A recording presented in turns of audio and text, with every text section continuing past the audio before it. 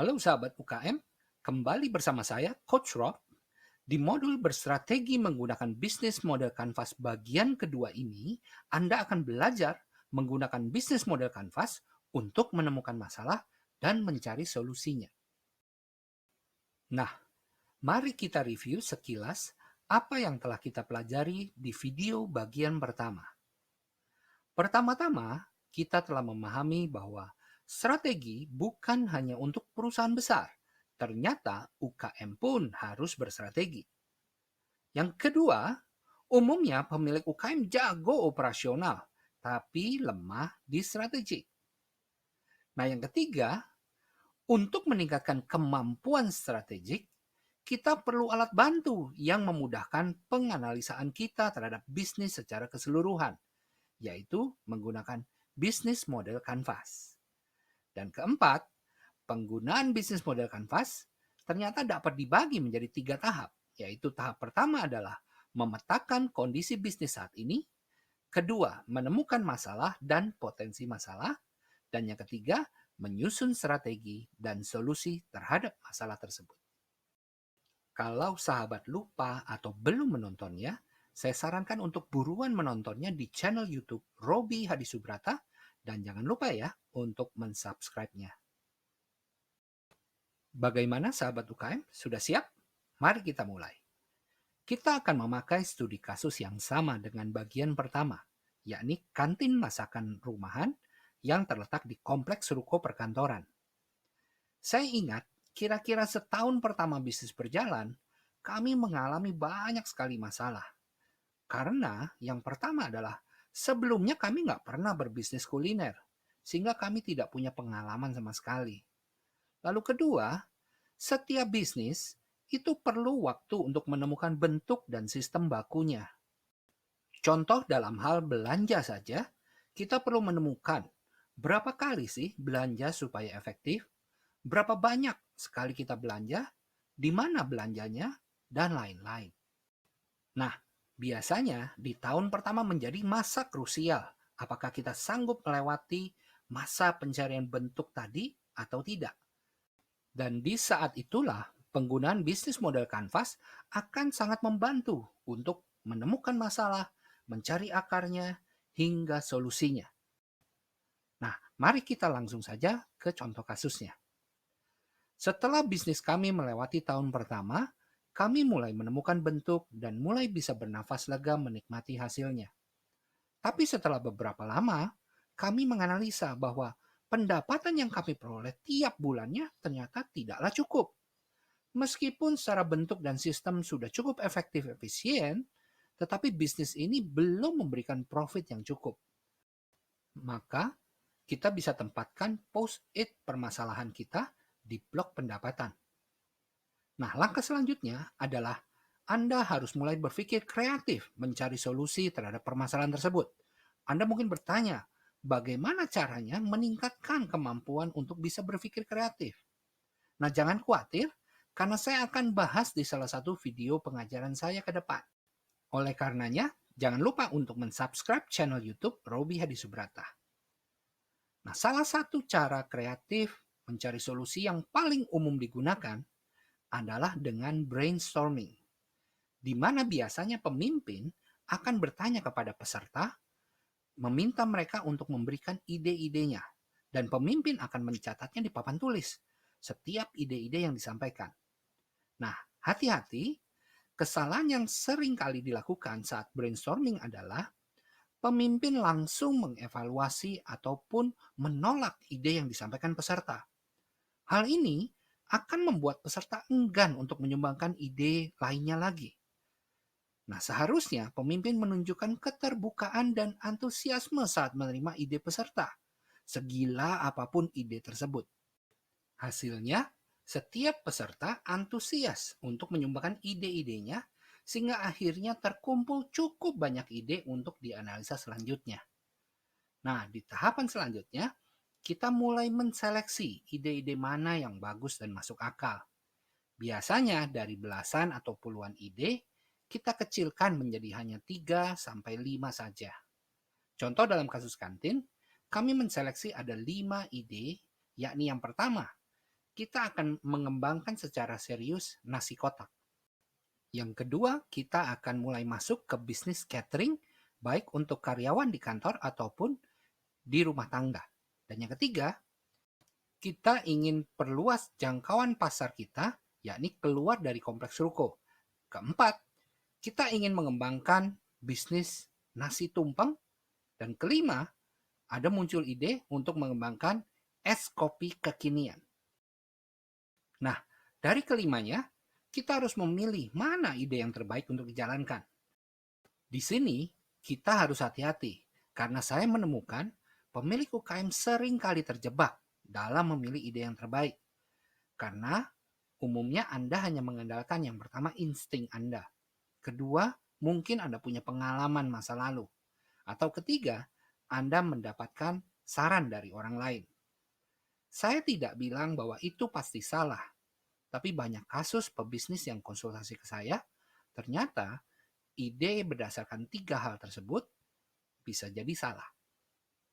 Contohnya, saat melihat kelima ide tadi, mana yang menurut sahabat UKM sebagai ide yang terbaik? Kalau dari insting saya, menjual es kopi kekinian adalah ide yang terbaik. Pertama, karena ini lagi tren. Nah, kedua, karena di kompleks perkantoran kami masih belum ada yang menjualnya.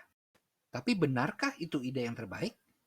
Mari saya perkenalkan satu alat bantu lagi yang sering saya gunakan dalam pelatihan-pelatihan saya ke perusahaan-perusahaan besar yang dikenal dengan matriks kriteria menggunakan bobot atau weighted criteria matrix. Secara sederhana, matriks ini membantu Anda dan tim dalam memilih ide yang terbaik, yakni dengan menggunakan sistem scoring yang adil. Berikut stepnya. Step pertama, diskusikan dengan tim. Kriteria apa saja yang kira-kira perlu untuk dipertimbangkan dalam kasus ini? Pilihlah antara 3-5 kriteria yang penting untuk dipertimbangkan. Contoh dalam kasus kantin, kami memilih kriteria pertama, efektivitas hasil. Artinya, seberapa efektif ide ini dapat menyelesaikan masalah, yakni dengan menambah penghasilan kantin. Yang kedua adalah biaya investasi. Tentu kami ingin biaya yang disiapkan untuk menjalankan idenya itu serendah mungkin. Ketiga, kemudahan persiapan. Apakah mempersiapkannya rumit atau mudah? Apakah SDM-nya siap? Yang keempat adalah waktu persiapan, yaitu butuh waktu lama atau sebentar. Nah, langkah selanjutnya adalah di keempat kriteria tersebut kita harus menentukan bobot berdasarkan prioritas seberapa pentingnya kriteria tersebut. Perlu diingat, penentuan bobot ini seperti kita sedang membagi-bagi kue. Contoh, dari bobot 100, menurut kami, bobot terbesar yaitu 40 adalah untuk efektivitas hasil. Karena inilah goal dari semuanya, yakni untuk menambah pendapatan kantin. Lalu kami memberikan bobot 30 untuk biaya investasi.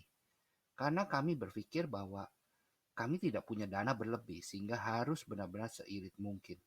Nah, sisanya masing-masing 15 sehingga total 100. Langkah ketiga adalah saatnya kita berdiskusi untuk memberikan nilai atau skor.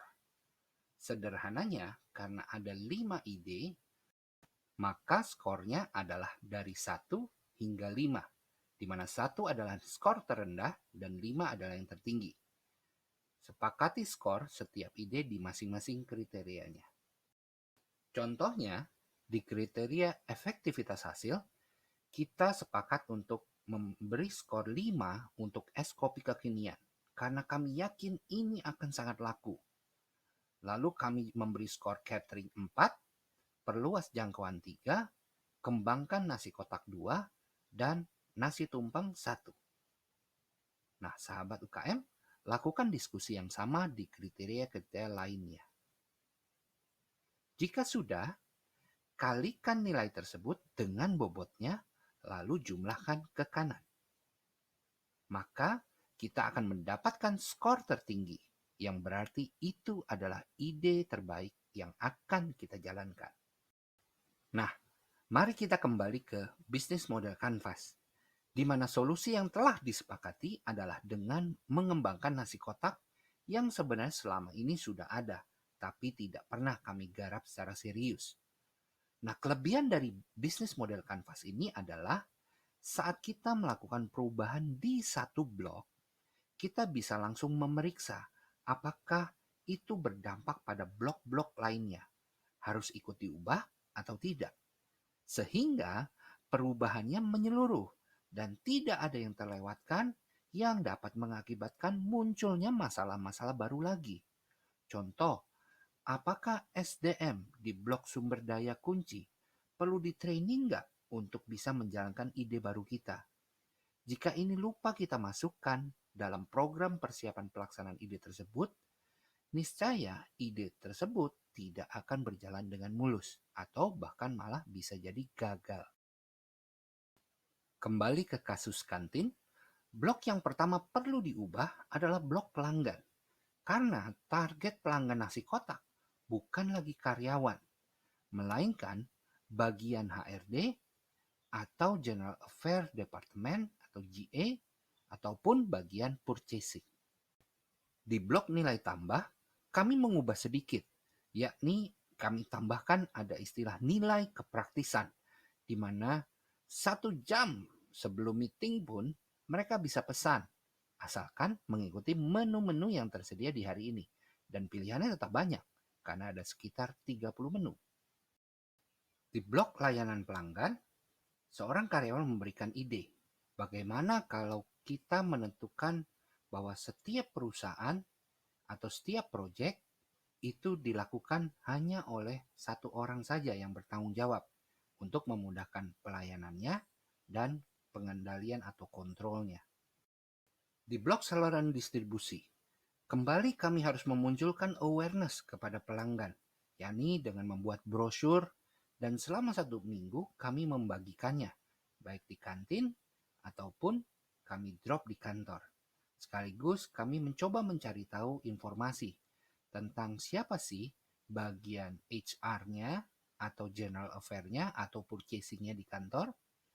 Tentu selanjutnya adalah bagaimana kami berupaya untuk menghubunginya, mungkin membuat janji presentasi atau setidaknya mengirimkan proposal dan brosur. Di blok biaya, kini kami harus menambah biaya pembelian box nasi kotak yang harus kami stok dalam jumlah banyak. Tentu bentuknya juga kalau bisa agak lebih bagus. Nah, sisa blok lainnya kami merasa tidak ada yang perlu diubah. Nah, sahabat, tentu permasalahan dapat saja timbul di blok-blok lainnya. Tadi contohnya timbul di blok pendapatan. Nah, misalnya masalah bisa saja muncul di blok pelanggan, yaitu seperti saat ini terjadi kondisi wabah dan kita work from home. Sehingga tidak ada karyawan kantor yang masuk kantor dan tidak makan siang. Atau di blok nilai tambah, munculnya pesaing misalnya yang mengcopy nilai tambah kita sehingga benar-benar mirip, membuat pelanggan bisa memilih dan tetap memperoleh nilai tambah yang sama. Di blok saluran distribusi, bisa muncul komplain yang berulang tentang pesanan makanan yang tidak sesuai dengan yang dipesan. Di blok sumber daya kunci, pernah nih kejadian, yaitu kokinya resign karena alasan usia sudah tua, ingin pulang ke kampung. Nah, di blok aktivitas kunci, masih lamanya proses memasak pesanan pelanggan yang membuat pelanggan kecewa menunggu. Di blok partner kunci juga bisa, misalnya suppliernya tidak komitmen pada kualitas produk dan pelayanan, sehingga terpaksa kita mungkin memutuskan dan mencari supplier lain. Oh ya, ada yang terlewat yaitu di blok layanan pelanggan, karena kita mengambilnya prasmanan, ada pelanggan-pelanggan yang ternyata serakah saat mengambil. Dan terakhir, di blok pengeluaran, kami merasakan misalnya biaya gaji yang terlalu tinggi.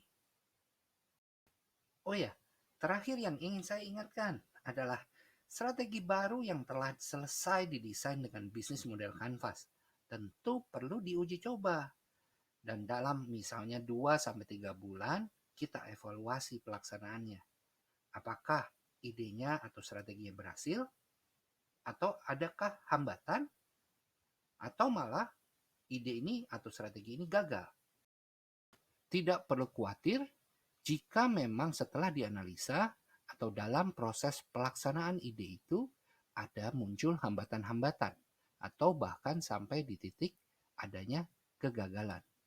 Nah, kita harus kembali lagi ke bisnis model Canvas untuk mengutak-utik strategi yang lebih baik. Nah, sahabat UKM, kita telah selesai mempelajari tentang bagaimana UKM berstrategi menggunakan bisnis model Canvas. Semoga 2 video ini bermanfaat bagi Anda untuk melatih meningkatkan kemampuan strategik Anda yang berujung pada berkembangnya bisnis Anda menjadi semakin baik, semakin efektif, semakin efisien, dan semakin sukses. Masih banyak materi-materi pengajaran berkualitas lainnya yang selama ini saya ajarkan ke perusahaan-perusahaan besar yang akan saya bagikan untuk memperlengkapi pemilik UKM secara gratis. Saya Coach Rob mengucapkan terima kasih dan sampai jumpa. Salam UKM maju, Indonesia sejahtera.